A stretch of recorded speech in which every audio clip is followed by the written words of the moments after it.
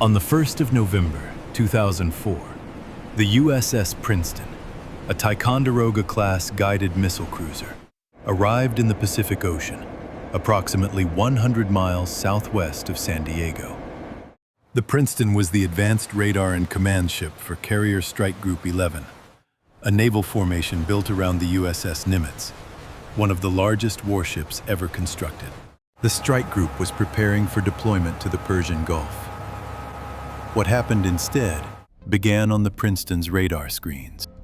Senior Chief Petty Officer Kevin Day was the Princeton's air warfare coordinator. His job was to track everything in the sky above the strike group. On November 10th, Day began seeing objects on his radar that should not have been there. They were appearing at approximately 80,000 feet, well above the ceiling of any known commercial or military aircraft, and descending in groups toward the ocean surface. The objects were tracked descending from 80,000 feet to approximately 20,000 feet. They would hover, then accelerate, then disappear from the screen. Day described their radar returns as solid. Not weather, not interference, solid contacts. This continued for 6 days. The objects appeared in the same area of sky each time. Day consulted with other radar operators. The contacts were confirmed across multiple systems. He later said he considered reporting them and decided to wait to see what they did next. On the morning of November 14th, the Princeton's commanding officer authorized an intercept.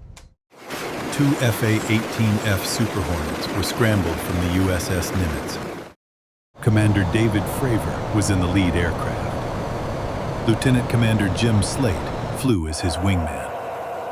Both were experienced naval aviators with thousands of hours of flight time. They were given a bearing and a distance and told to investigate. As they approached the designated coordinates, Fravor and Slaight saw the ocean below them. The water was disturbed, churning white, as though something large was moving just beneath the surface. Above that disturbance, at approximately 15,000 feet, was an object. Fravor later described it as white, smooth, and oblong, approximately 40 feet in length. No wings, no exhaust, no visible propulsion of any kind. It was moving, erratically, he said, above the churning water, as though it was aware of what was happening below it. Fravor began a descent toward the object. As he did, the object responded. It turned. It began ascending toward his aircraft. He banked to cut it off. It matched his turn. Then, in a fraction of a second, it was gone. Fravor would later say it accelerated in a way he had never seen. Not fast, not like a missile or a jet. Instantaneous. One moment it was there.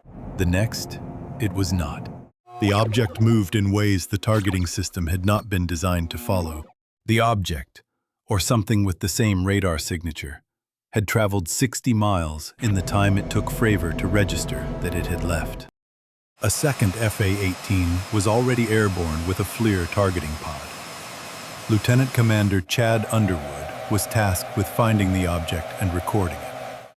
Underwood found a contact and locked the FLIR onto it. What the camera recorded became the most examined piece of footage in the history of UAP investigation. A white oblong form moving against the sky. The FLIR struggled to maintain lock. The object moved in ways the targeting system had not been designed to follow. At one point in the footage, the object accelerates out of frame. Underwood said he had never seen anything perform like that. He said he did not know what it was. After the intercept, the crew of the Princeton were told their data had been collected. The hard drives containing the radar tracking data were removed from the ship. Kevin Day said he never saw them again. Fravor spoke about the encounter informally for years. He was not discouraged from doing so, but no official investigation was announced. The FLIR footage circulated quietly within naval and intelligence circles. In December 2017, the New York Times published an investigation into a classified Pentagon program studying UAP encounters. The Nimitz footage was released alongside the article. The Pentagon confirmed the footage was genuine. In 2020, the Department of Defense officially released 3 videos, including the Nimitz FLIR footage, and confirmed they had never been authorized for public release. They stated the objects in the footage remain unidentified. David Fravor has been asked about November 14, 2004, many times. He says the same thing each time. He does not know what he saw. He says he is certain of one thing. Whatever it was not ours. 60 miles in less than a second.